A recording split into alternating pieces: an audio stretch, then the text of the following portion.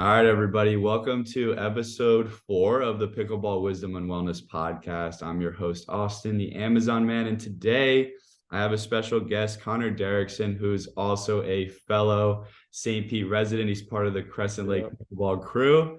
Connor, how are you doing today? Yeah, we're doing well. Repping St. Pete. Yeah, Excited to chat it up.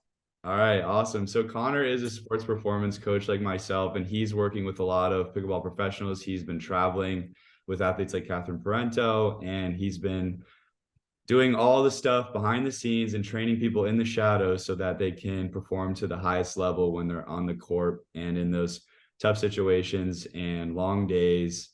They're able to pull through because he's helping them simulate hard circumstances in training, which is very important. So we're going to geek out on all things sports performance, maybe talk about a little bit about nutrition and just mental coaching, mental fitness, and things like that. But Connor, where does your passion for sports performance really come from?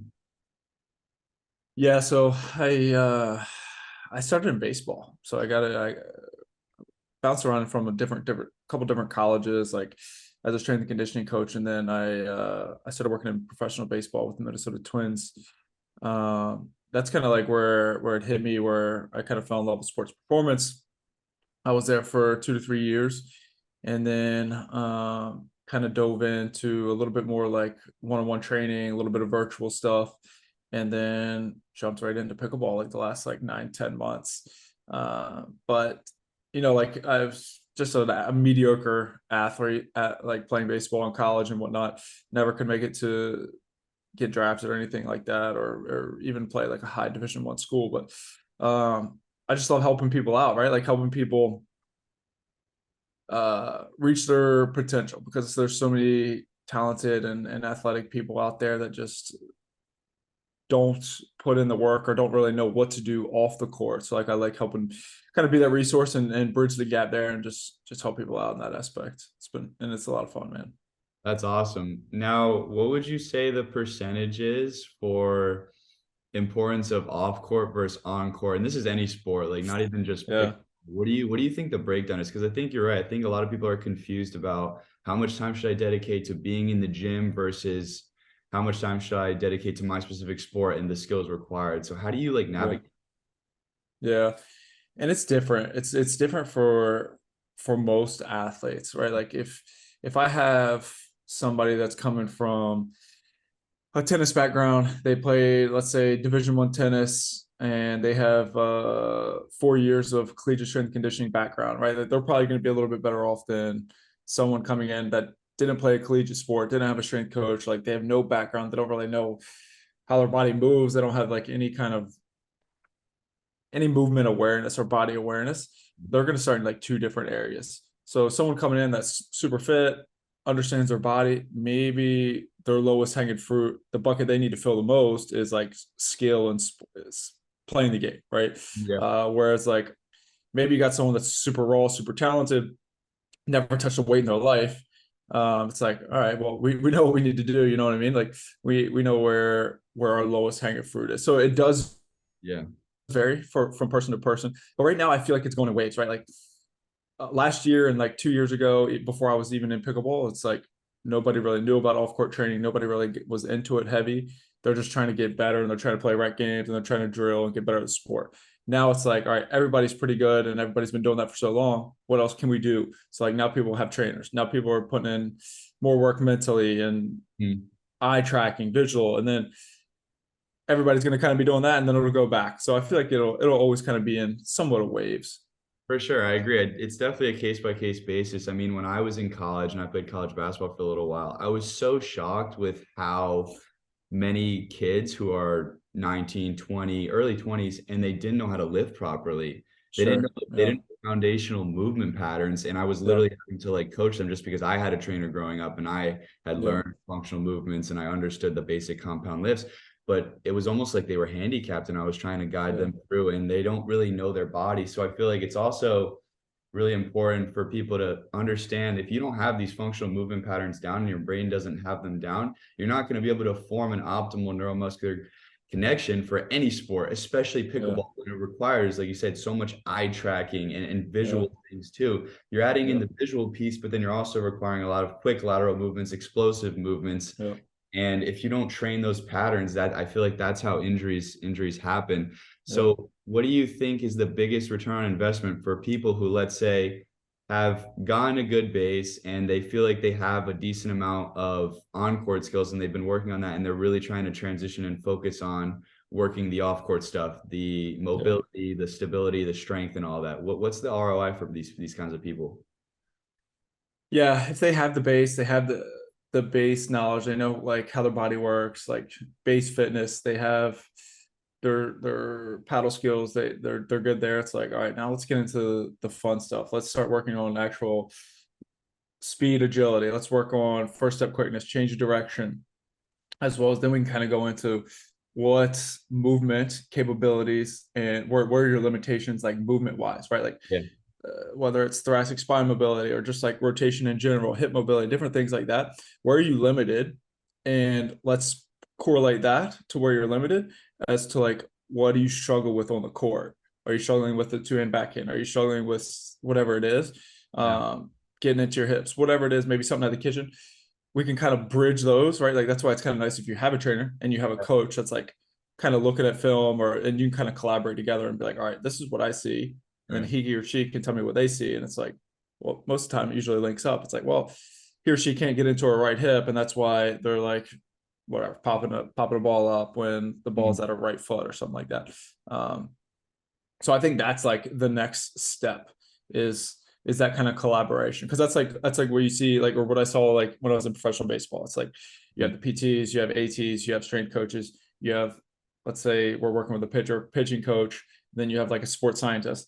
These are all five people that are in the same room talking about one individual at one time. You know what I mean? So it's like, I A don't think lot. it's going to jump to that, but I think it'll get there eventually, or just having a trainer or a PT kind of collaborating with a coach is kind of that next step.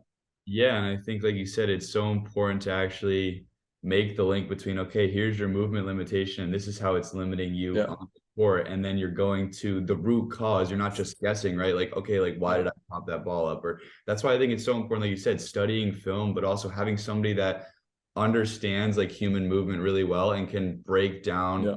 these limitations and also perform the right tests. We can talk a little bit about like functional movement screening and stuff like that. I Yeah. want to know specifically like what you do with your athletes to like Yeah. in those movement dysfunctions. But what would Yeah. you say are some of the unique things that you find or specific limitations that you have seen in your athletes? Are there any common themes or Yeah. what do you think?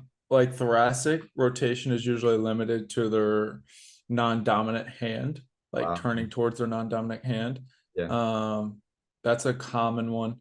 And it usually just depends on like what their background is and where they're coming from. But Mhm. rotation is always huge one to look at, as well as like internal and external rotation of the hips, Yeah. where they're lacking individually. But there, I haven't like, it's hard for me to like make a ton of correlations yet because I haven't worked with, right? Sure. Like I have a sample size of like, let's say 50 Right. between amateurs and other professionals, right? Like let's say 50 Yeah. pickleball players, where like it was easier before when I was like been in Yeah. baseball for years, and I was like, all right, this is like what every right-handed pitcher looks like this. 90% of left-handed pitchers look like this, and Right. um, It's gonna take you time so to I don't know. Hopefully, yeah. Hopefully, I need more data. Like right, I right, wanna I right. wanna look at it more and kind of see. But yeah, Okay, very cool. So since you haven't been training specifically pickleball athletes for so long, what actually drove you to transition from like baseball to pickleball? Very different yeah, sports. I'm a sign like yeah, I know you play, you love the game. What yeah, intrigues you about pickleball and makes you want to like kind of dive deep into this? Because no one really yeah. is. There's not like a whole lot of pickleball trainers out there, right? But No, yeah, more and more pickleball athletes are getting excited about that. And I have people yeah, texting, messaging me all the time. They want plans. They ask me questions about recovery and things like that. So what is yeah, it about you, like you and pickleball that just like gels and fires you yeah, up?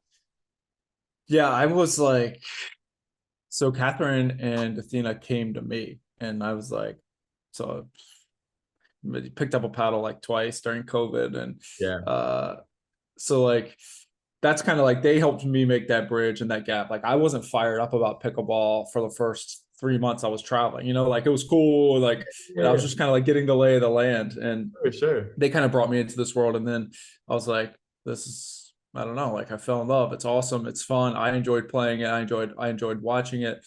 And Mm. then, like even if I like you get instant credibility when you work with someone like Catherine. So I could have been trash, but it's like people, there's no other trainer, like there's no other trainer in pickleball.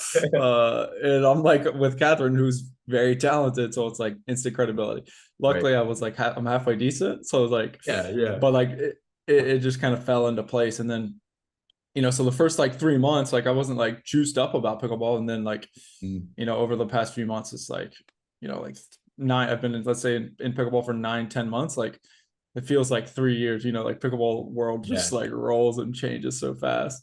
right. Um, but I'm pumped, man. I'm like all in, all in pickleball. I love to play it. Like I play it way too much now, and I don't miss anything. Like I watch pretty much all APPs. I watch all PPAs. Like, Yeah, yeah. um, I'm pretty juiced up about it, and I want to see like I want to help it grow. Right, I want to help advance it. Like, I want to help other amateurs, professionals be the best they can be, and um, I want to see this sport just continue to take off.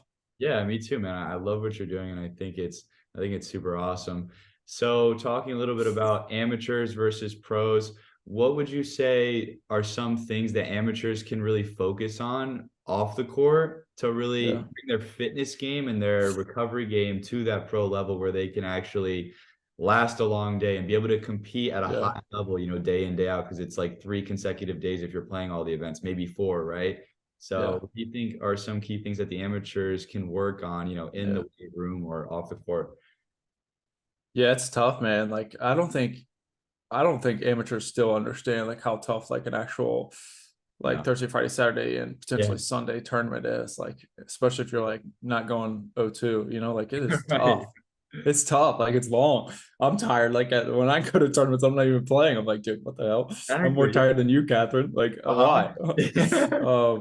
But yeah, it's extremely long days. It's spread out. It's a lot of play, and most time like it comes back to, and what I do a lot with amateurs is like trying to build their freaking tank. I'm trying to build their Yeah. capacity and build their like workload up so much more, whether in the weight room with like higher volume, higher rep work, uh, lots Mhm. of conditioning, Yeah. lots of longer bike circuits or whatever they have, whatever they enjoy, just trying to find ways to like literally build their foundation up so that they can last when they get there. We're not focusing on speed, we're not focusing on agility.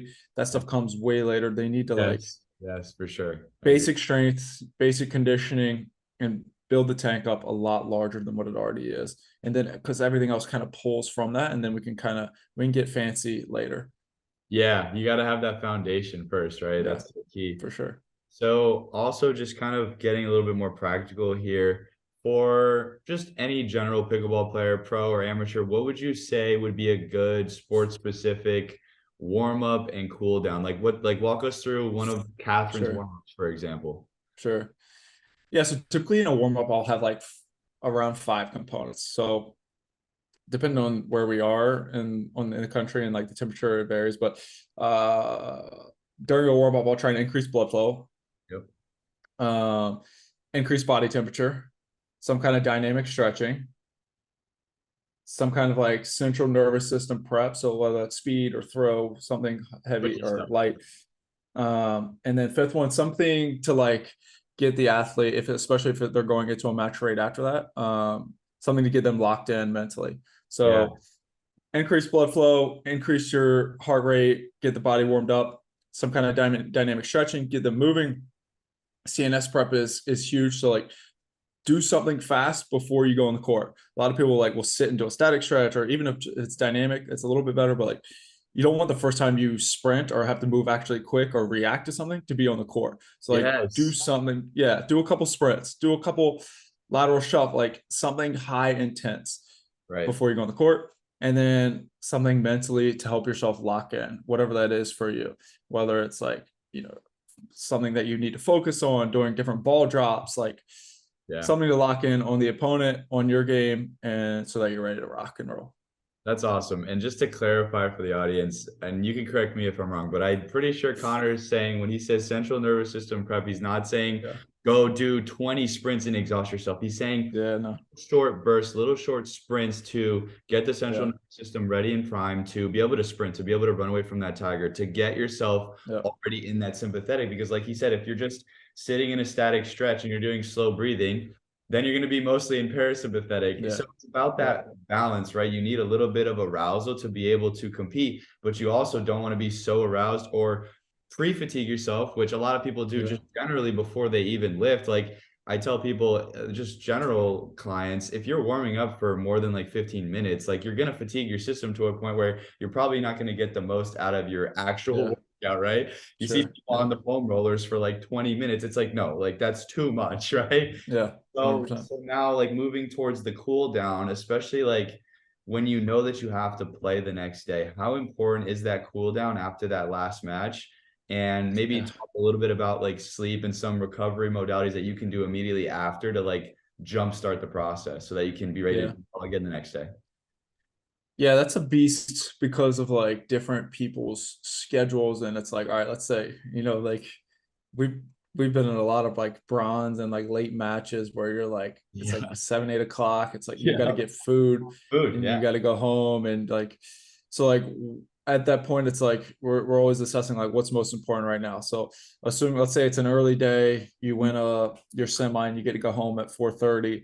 Yeah. Maybe we'll we usually won't actually, sometimes we will, but usually we'll get out of the venue, go and whatever, probably grab some food, and at night we'll be able to like hit a good like longer stretch, Nice. longer recovery, whether it's like just kind of like yoga flow, some breathing work, just to kind of chill and relax.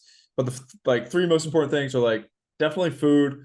um Make sure that like you're, whether it's like you're taking some kind of salt or Yeah. electrolytes or some kind of hydration. And we'll never let like the stretching interrupt sleep. So if we're getting back at like 8, we got to go get food, and it's like 9 o'clock, you shower, it's like we're going to skip the stretch, because most important, I want you to go to bed. I don't want you to like be up another hour. That hour of sleep is more important than the stretch usually. We can have a longer warm up the next day if need be. Very cool. Yeah. So I think the main takeaway is obviously ideal circumstance, you could get a stretch, like yoga flow, do some breathing, but you just don't want to sacrifice sleep because sleep is the ultimate priority for recovery. Sure. Yeah.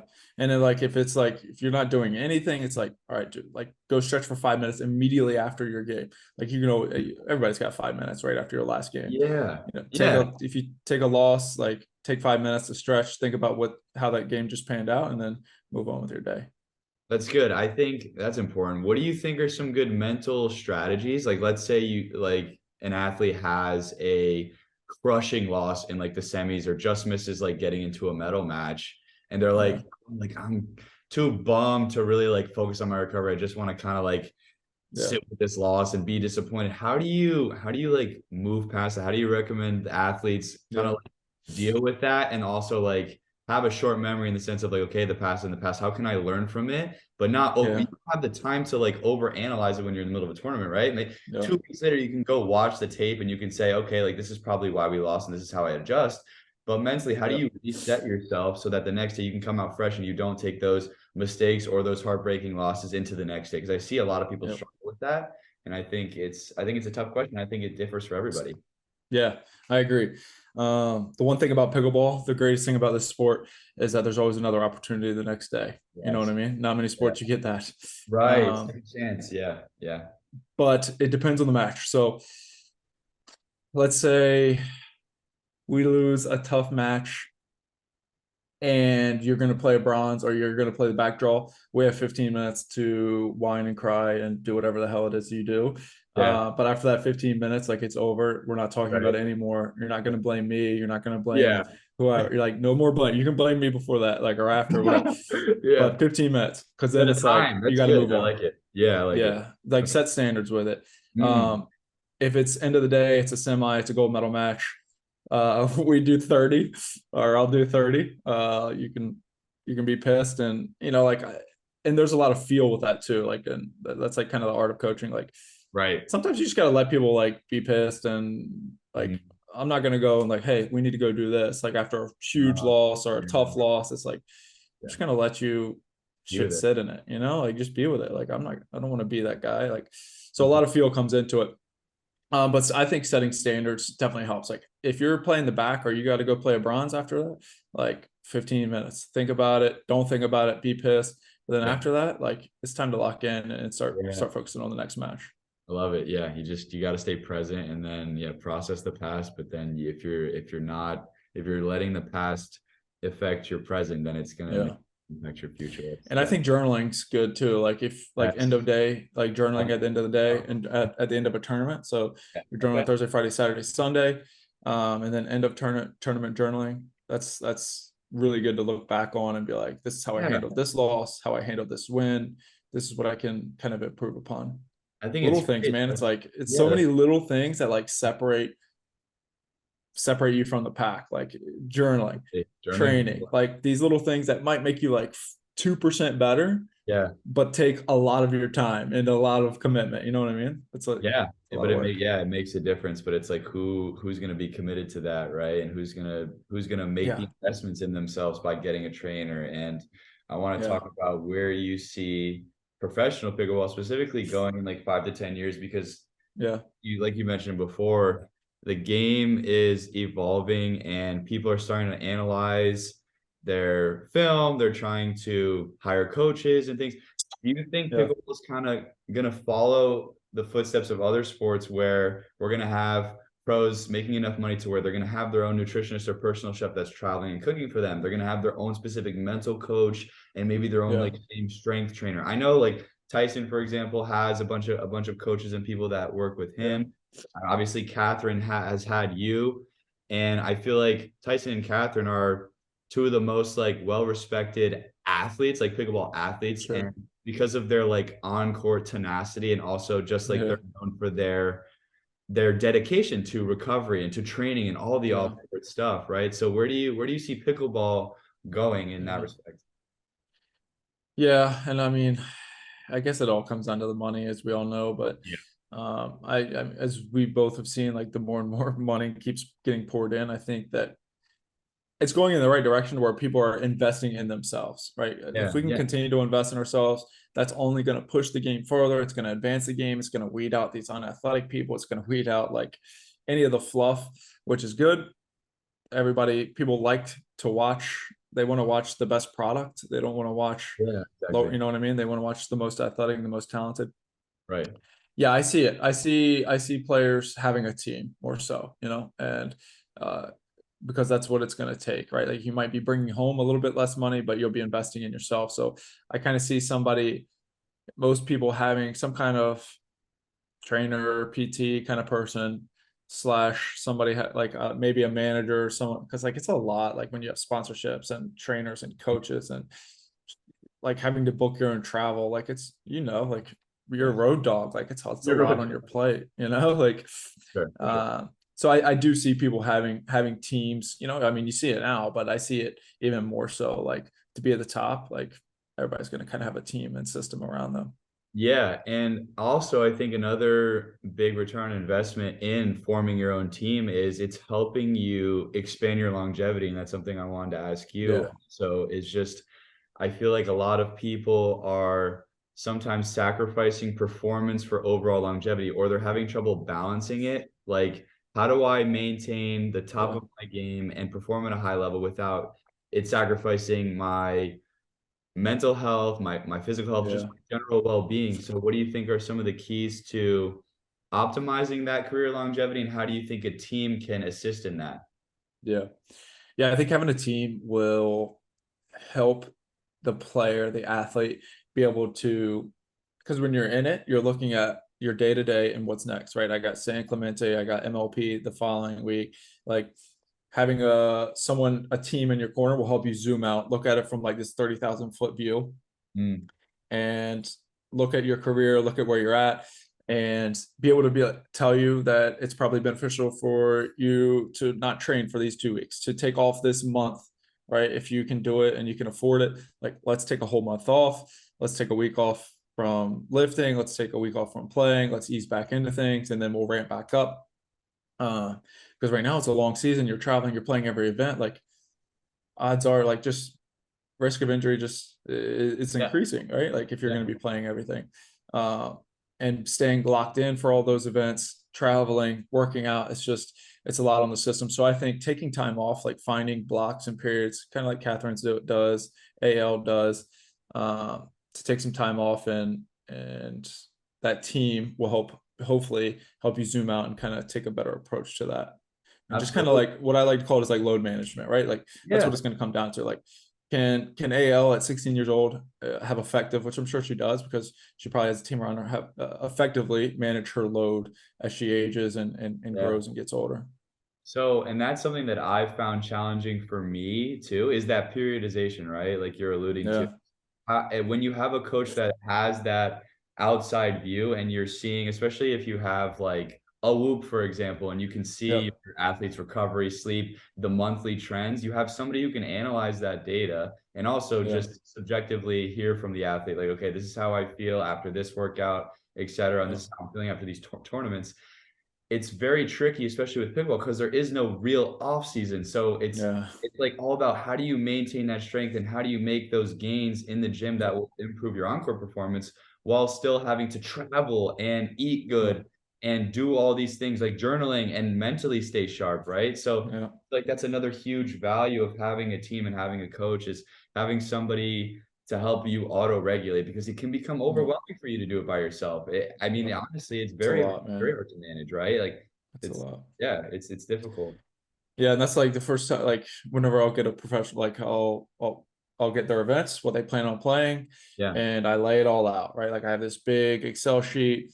I lay out the phases that can kind of fit within their months, within the entire macro cycle, within the entire year. nice. Um, and then we plan out little breaks, little mini peaks, like what's the most important event to you? What do you want to be prepped for? What do you want to feel the best for? Yeah. What do you plan on taking off? And we plan out the year. And then you mix like that structure with some feel and moving things around depending on how your body's feeling and how you're Right. performing. And then you'll Yeah. usually have a better product. That's huge. Just like you said, just taking that macro view and also prioritizing is key too. Which are the big Yeah. events? Which do we really need to make sure we're well recovered and Yeah. rested for? And which ones do we need to Yeah. like push through and maybe Yeah. still hit it hard in the gym? But that again, that's why having a coach that you can have these Yeah. conversations with while you're actually experiencing life, because life happens. And maybe during the week Yeah. something happens, something comes up, maybe you have a little injury and you have to readjust. You can't be Yeah. rigid with like, okay, this is my schedule. So maybe you have to take a tournament off and you have to Yeah. readjust, right? So it's like you 100%. do the best you can with making that gross plan, but Yeah. having a coach helps you make those tiny adjustments so that you feel For sure. supported along the way. And I just feel like there's so much value in that. Uh, Yeah, yeah. There's definitely ones that we like. I advise them. I'm like, we should probably push through this. Like, we're gonna right. train pretty hard through this tournament. Like, I Yeah. don't think Yeah. it's not that it's not important, but for us to get where we want to be and feel good for, let's say, one down the road, like I think it's best that we push through this one, uh, train through it. A little bit tougher than we normally would. Awesome. Um, Yeah. but yeah, man.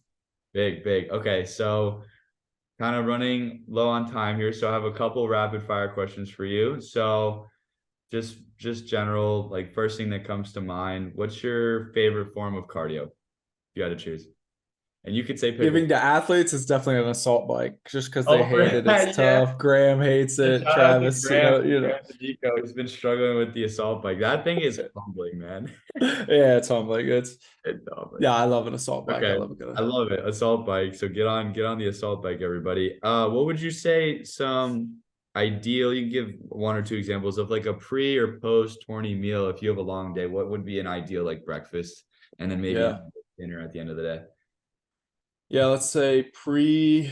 I mean, we're trying to hit all like we got to hit all the main macronutrients, right? Like so, get your protein in early because it's going to be hard to get it in throughout the day, and you're not going to want it. Like you're not going to go eat a chicken breast in the middle of the tournament, So like having some kind of eggs, some kind of carbs, Yeah. or some kind of protein, whether it's eggs and some kind of oatmeal that's like a good carb, or Yep. even if it's bread, like you got to find a way to like get it in and have a decent meal early, Yeah. because man, it's a struggle with a lot of pickleball athletes to Once get you them to start, it's eat. hard to eat. I It's know. hard. I get it, and I'm like trying to force things down people's throats sometimes. Yeah. Like, hey, we should eat this. We crushed some kava. I crushed some kava on the road. Like Yes, Kava's it's the best, man. yeah. Yeah. Okay. And we Cool. got one here in St. Pete as of like 6 months ago, which has been I great. know. But Yeah. yeah, kava's good. It's healthy, easy to eat on the road, and So like you having like something. those bowl places that are like well balanced. They have all them. They have all the They're macros. well balanced, and it's like having consistency, right? Like as much as Yeah. you want to go like try somewhere new, but like kava's going to taste the same. It's the same thing Right. every time. Consistency. You know what you're That's getting. Yeah. important. Yeah, Okay. that's important. Cool. Cool. Now, for you personally, do you like doubles or singles better, and why? Mm. Just to play. Yeah, To play, not to to play watch. doubles. Yeah, definitely Doubles. doubles. Yeah. So, Um, yeah. yeah, it's just more fun. It's the finesse game's fun. Yeah. Yeah. I really enjoy watching singles more so than like most would probably put that last. That's probably like my Yeah. I second know. favorite event to watch. Right. Um, Women's, men's, they're obviously like very different too, which is Very it's different. super. It's fun. It's fun to watch. Yeah. Okay. And what would one word of advice to upcoming pickle pros be for you? Start now. Yeah, don't wait. Like everybody's, if you're not training, if you're not putting your fitness in, and if that bucket's empty, like just start to dabble, right? Like you don't have to go hire a coach yet. Maybe just like start working out, like doing some basic functional movement patterns here in Yeah. the early on. Get started, uh, or you could get left behind if you're already a pro. Mm. That's good. And do your own research, right? Too. Sure. If you don't want to hire a coach, you can still be your own coach to some degrees. You have access Yeah. to things like YouTube. You can listen to podcasts like this one where you have strength You can trainers learn so and much, man. coaches, yeah, and scientists that are talking about this and giving you so Yeah. much great information. So you just have to be a sponge and just soak it up, Yeah. right? And just put yourself out there and learn as much as you possibly can. So if people do want to hire you as a coach, Connor, where could they Sure. find you and how do they work with you? What's your process like? Yeah, so we have a couple different ways. Instagram's pretty good. A lot of people will reach out via Instagram, at that pickleball trainer, Huh? is my handle. Website is cdperformance.org. But yeah, how we do it is it's all one-on-one remote coaching. So you apply, we set up a call, we see if it's a good fit for both of us. And if it is, like we kind of move forward, and we devise plans for you, based on your needs, your situation, whatever kind of situation that you're in right now. Yeah. We'll create plans and kind of coach you and walk you through that process. Um, so yeah, if that's something you're interested in, feel free to reach out. We can set up a call, we can chat. It's fun. We work with a lot of amateurs all over the world, or all over the country, which is it's a lot of fun. That's awesome. All right, guys. Well, there you have it. The pickleball trainer, the Yeah, the Amazon man. We're gonna close this episode out. But if you guys have any questions, feel free to hit us up. We're both very approachable. And like you sure. said, it's all about finding the right fit. You got to find the right coach for you, but the key is finding somebody who's willing to customize a program to your individual needs, Yeah, not just these cookie cutter programs that people are throwing out and they're saying it's good for everybody. That's nonsense, right? So find somebody like Connor and myself who is dedicated to helping you and your unique situation, yeah. because everybody's different. Every athlete's different. Everybody has different needs. So with that, we'll sign off here. I love it.